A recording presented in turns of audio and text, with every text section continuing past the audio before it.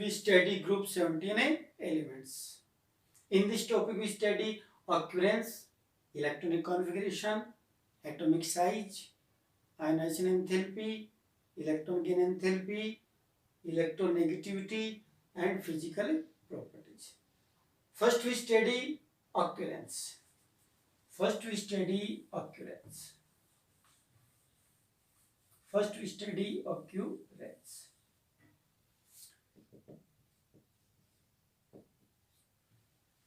Group 17 element जिनको halogen कहा जाता है, इनकी रिएक्टिविटी बहुत ज्यादा होती है और रिएक्टिविटी ज्यादा होने की वजह से ये फ्री स्टेट में नहीं पाए जाते हैं, ये कंबाइंड स्टेट में पाए जाते हैं. जैसे फ्लोरीन फ्लोराइड की फॉर्म में या क्रायोलाइट की फॉर्म में या ये पाया जा सकता है फ्लोरोएपेटाइट की फॉर्म में. अगर फ्लोराइड का अपना एग्जाम्पल लेना चाहें तो हम ले सकते हैं CaF2. क्रायोलाइट की अपन बात करें तो ये होता है Na3AlF6. और इसी प्रकार से यदि हम बात करते हैं फ्लोरोएपेटाइट की तो वो होता है Ca9PO4 6CaF2 फ्लोरोएपेटाइट. तो इस प्रकार से फ्लोरीन जो है वो कंबाइंड स्टेट में पाया जाता है. और आपको बता दूं जो फ्लोरीन होते हैं मोस्ट एब्यूडेंट एलिमेंट्स होते हैं उनमें फ्लोरीन का 13वां स्थान होता है. अगर अपन बात करें क्लोरीन की तो जो मोस्ट एब्यूडेंट एलिमेंट्स होते हैं उसमें क्लोरीन का 20वां स्थान होता है और ये सी वाटर के अंदर ही मोस्टली पाया जाता है. सी वाटर में जो क्लोरीन होता है वो लगभग होता है 2.5% एज NaCl. इसी प्रकार से सी वाटर के अंदर ब्रोमीन भी होता है जो होता है NaBr की फॉर्म में. अगर अपन आयोडीन की बात करें तो आयोडीन जो है वो सी प्लांट के अंदर मोस्टली पाया जाता है. सी प्लांट्स में ये पाया जाता है. तो इस प्रकार से ये होगी इसकी ऑक्यूरेंस. अब अपन पढ़ेंगे इलेक्ट्रॉनिक कॉन्फ़िगरेशन. अगर अपन इलेक्ट्रॉनिक कॉन्फ़िगरेशन की बात करते हैं तो इनका जो जनरल इलेक्ट्रॉनिक कॉन्फ़िगरेशन होता है वो जनरल इलेक्ट्रॉनिक कॉन्फ़िगरेशन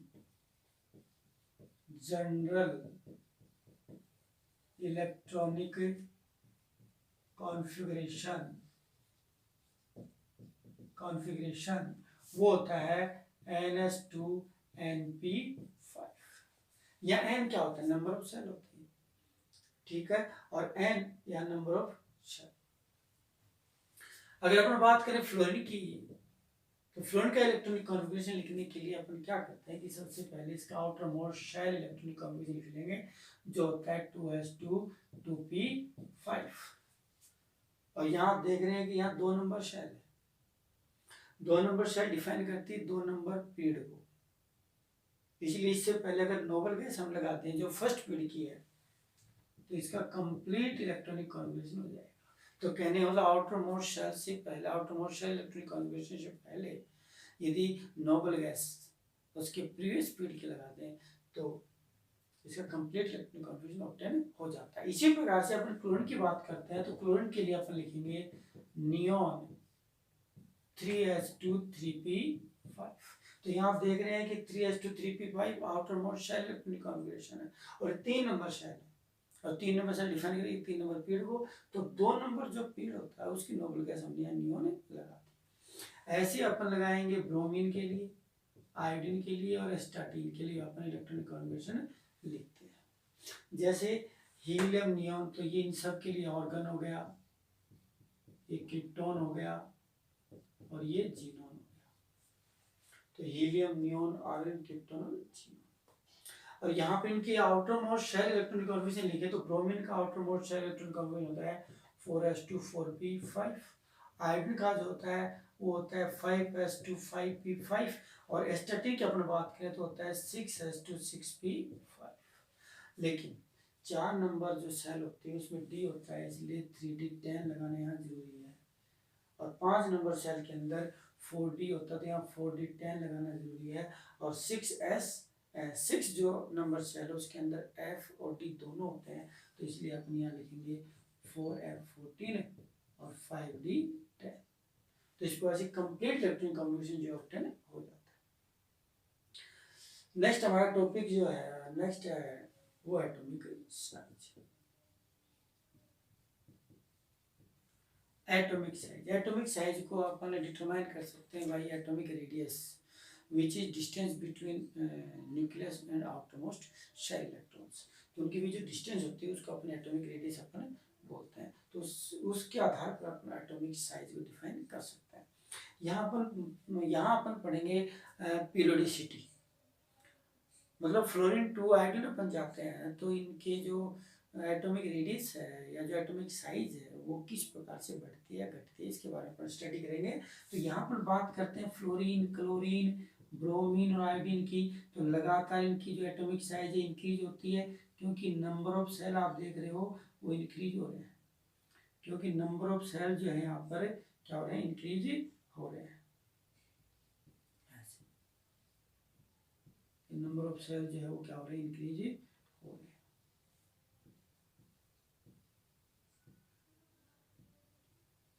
तो यहाँ पर 2 सेल थे, यहाँ 3 हो गए, यहाँ पर 4 हो गए और यहाँ पर 3 है तो 5 हो गए। ठीक है, ये इसका मैं न्यूक्लियस दिखा देता हूँ, ये न्यूक्लियस है। तो यहाँ आप देखोगे तो लगातार साइज जो है वो क्या हो रही है, इंक्रीज हो रही है। तो इसका रीजन क्या है, इंक्रीज क्यों हो रही है, क्योंकि नंबर ऑफ सेल्स बढ़ रहे हैं। तो अपन यहाँ कह सकते हैं कि atomic size of halogens increase from fluorine to iodine due to increasing number of shell. Next अपन बात करते हैं, थर्ड पॉइंट अपन बात करते हैं आयोनाइजेशन एंथैल्पी की। आयोनाइजेशन एंथैल्पी, सबसे पहले अपन बात करते हैं आयोनाइजेशन एंथैल्पी की। अगर अपन आयोनाइजेशन एंथैल्पी की बात करते हैं तो देखो होती क्या है, एक्चुअल में ये न्यूक्लियस है और ये क्या है, इसका एटम है, और ये है आउटर मोस्ट शेल इलेक्ट्रॉन। इस इलेक्ट्रॉन को निकालने के लिए जितनी एनर्जी रिक्वायर्ड होती है उसको अपन बोलते हैं आयोनाइजेशन एंथैल्पी। ठीक है, अपन ऐसे कह सकते हैं किसी गैसियस एटम के आउटर मोस्ट शेल में लूजली बॉन्डेड इलेक्ट्रॉन को निकालने के लिए जितनी एनर्जी रिक्वायर्ड होती है उसको आयोनाइजेशन एंथैल्पी बोलते हैं। अब यहाँ पर अपन पढ़ेंगे पीरियोडिसिटी के बारे में। अगर आयोनाइजेशन की पीरियोडिसिटी अपन देखें तो fluorine to iodine, fluorine, chlorine, bromine and iodine, हम देखेंगे तो लगातार एटॉमिक साइज बढ़ती है। तो मैं आपको बता दूं आयोनाइजेशन एंथैल्पी जो है ना हमेशा डिक्रीज होगी। तो कहने का मतलब आयोडीन की जो आयोनाइजेशन एंथैल्पी है सबसे कम होती है। इधर जाएंगे तो आयोनाइजेशन एंथैल्पी जो है वो क्या होंगी, डिक्रीज होंगी। डिक्रीज क्यों होती है, due to increasing atomic size, due to increasing atomic size. यानी फ्लोरीन टू आयोडीन देखेंगे तो लगातार आयोनाइजेशन एंथैल्पी जो है वो डिक्रीज हो रही है। डिक्रीज क्यों हो रही है, क्योंकि एटॉमिक जो साइज है, एटॉमिक साइज जो है वो लगातार क्या हो रही है, बढ़ रही है। इसलिए भाई जाहिर सी बात है ना, ये छोटी साइज है और यहाँ पर अपन ने बड़ी साइज का एटम ले लिया। अब यहाँ देखो ये जो एटॉमिक रेडियस बढ़ गई तो ये इलेक्ट्रॉन जो है ना आसानी से निकल सकता है, क्योंकि इस न्यूक्लियस, ये जो न्यूक्लियस है यहाँ पर, ये न्यूक्लियस है, तो ये जो न्यूक्लियस है इस इलेक्ट्रॉन से ज़्यादा दूरी पे है, तो ये न्यूक्लियस को ज़्यादा इफेक्टिव न्यूक्लियर चार्ज से अट्रैक्ट नहीं कर पाएगा ना, जिससे इलेक्ट्रॉन आसानी से निकल जाएगा। तो अपन क्या कहेंगे, fluorine to iodine ionization enthalpy जो है वो डिक्रीज होती है। नेक्स्ट, अगर फोर्थ पॉइंट अपन लेते हैं तो अपन ले सकते हैं electron gain enthalpy. Electron gain enthalpy, electron gain enthalpy. अगर इलेक्ट्रॉन गेन एंथैल्पी की अपन बात करते हैं तो इलेक्ट्रॉन गेन एंथैल्पी होती क्या है, किसी भी गैसेस एटम के आउटर मोस्ट शेल में एक इलेक्ट्रॉन के जुड़ने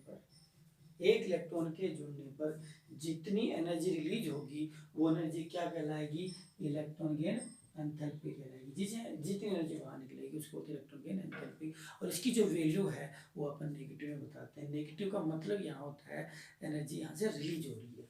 तो यहाँ पर अपन देखेंगे तो फ्लोरीन है, क्लोरीन है, ब्रोमीन है, आयोडीन है, तो लगातार जो एटॉमिक साइज है वो बढ़ रही है। अब देखो एटॉमिक साइज बढ़ रही है तो इलेक्ट्रॉन गेन एंथैल्पी जो है वो डिक्रीज होती है। इलेक्ट्रॉन गेन एंथैल्पी क्या होती है? डिक्रीज होती है।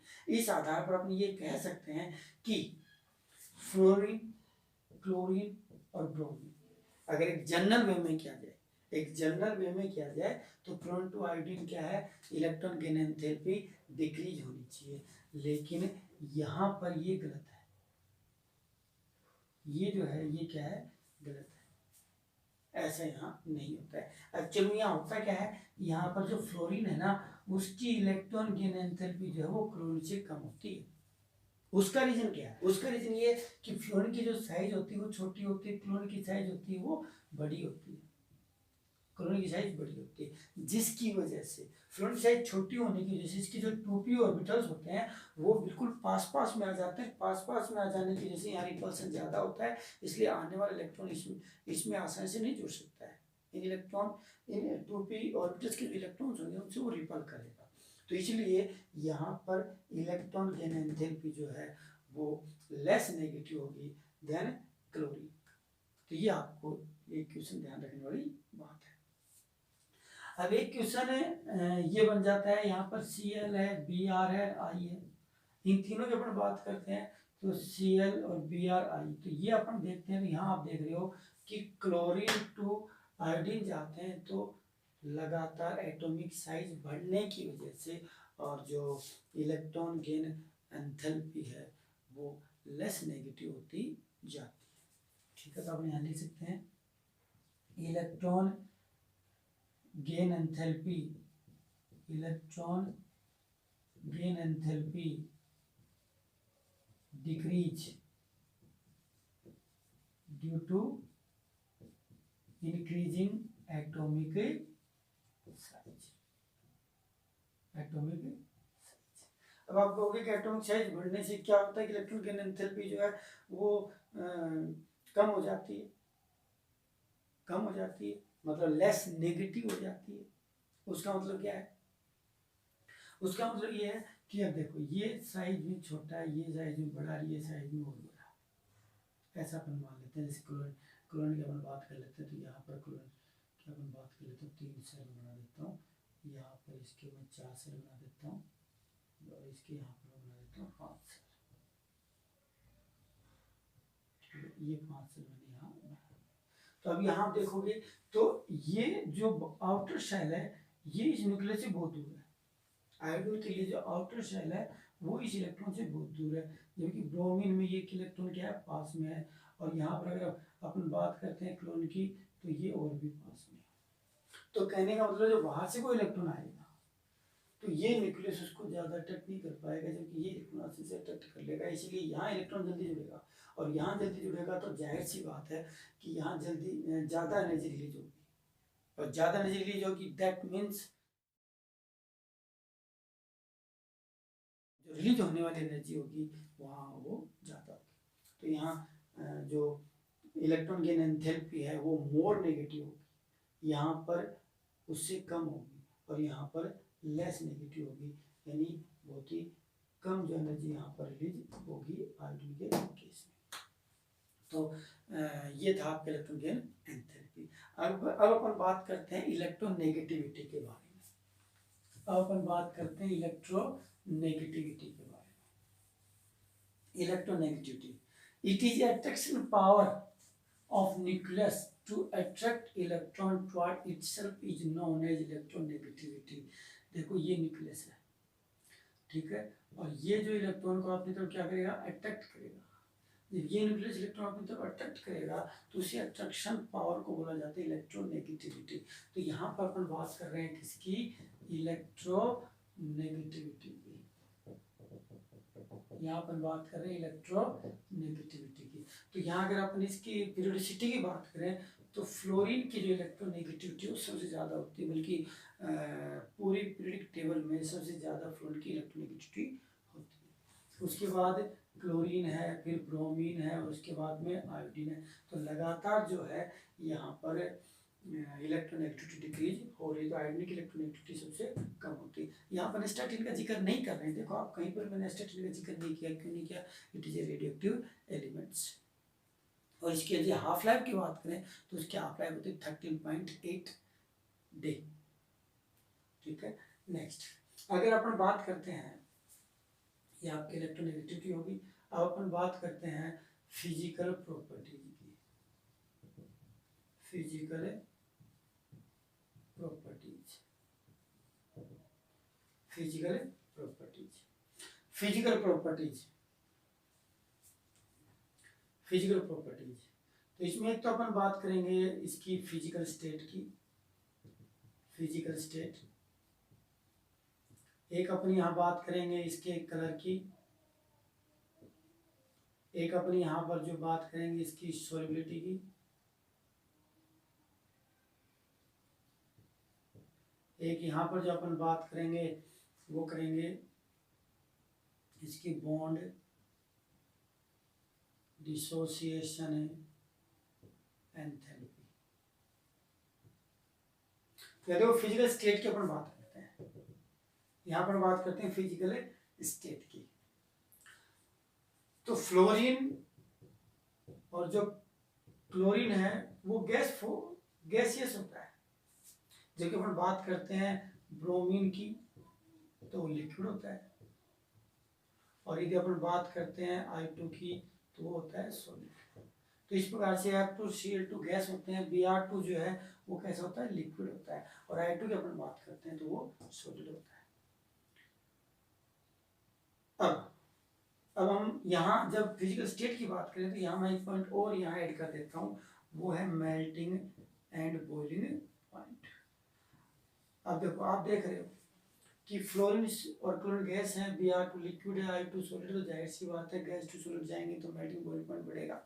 तो कहने का मतलब है इनका मेल्टिंग और बॉइलिंग पॉइंट जो है वो लगातार जो है इस प्रकार से बढ़ता है। अगर अपन बात करते हैं कलर्स की, अब आ जाओ इस टॉपिक के ऊपर, कलर्स के ऊपर आ जाओ।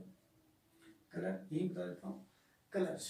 तो हेलोजन जितने भी होते हैं वो कलरफुल एलिमेंट्स होते हैं। उसका रीजन क्या है? उसका रीजन है कि ये जो कंपाउंड्स होते हैं इनका इलेक्ट्रॉनिक कॉन्फ़िगरेशन, कलर की मैं बात कर रहा हूँ, इनका इलेक्ट्रॉनिक कॉन्फ़िगरेशन होता है NH2NP5। और यहाँ आप देख रहे हो यहाँ पर 3 लोन पेयर है और एक अनपेयर है। जो अनपेयर इलेक्ट्रॉन होता है वो तो कोवेलेंट बॉन्ड बना लेता है। कोवेलेंट बॉन्ड बनाने के बाद में, क्योंकि F2 है, Cl2 है, Br2 है, तो 2 F जुड़ेंगे, 2 Cl जुड़ेंगे, तो यहाँ कोवेलेंट बॉन्ड तो बनेगा बनेगा। यहाँ पर 3 लोन पेयर भी तो है। ये जो 3 लोन पेयर हैं ये हेलोजन के क्रश के लिए रिस्पॉन्सिबल होते हैं। क्या होता है कि जब हेलोजन के ऊपर सनलाइट गिरती है तो ये सनलाइट के विजिबल रीजन से और एनर्जी को ऑब्जॉर्व कर लेते हैं, और इनके जो इलेक्ट्रॉन्स होते हैं वो लो एनर्जी लेवल से हाई एनर्जी लेवल में चले जाते हैं। उसके बाद आफ्टर सम टाइम ये वापस अपने ग्राउंड स्टेट में आते हैं, तो high energy to low energy आते हैं, जिससे एनर्जी रिलीज करते हैं, और that is the reason halogens are colourful. अगर कलर्स की अपन बात करते हैं तो यहाँ पर जो F2 होता है, F2 होता है वो येलो कलर का होता है। अगर मैं बात करूँ यहाँ Cl2 की तो वो येलोविश ग्रीन होता है, येलोविश ग्रीन होता है।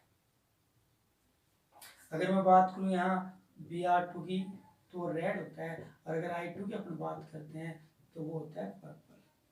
तो इस प्रकार से F2 येलो होता है, Cl2 येलोविश ग्रीन होता है, Br2 रेड होता है, एंड I2 जो है वो होता है पर्पल। अब कलर्स के बाद अपन बात करते हैं सोल्युबिलिटी। अगर हेलोजन की सोल्युबिलिटी देखी जाए तो फ्लोरीन और जो क्लोरीन होता है, जो फ्लोरीन और जो क्लोरीन होता है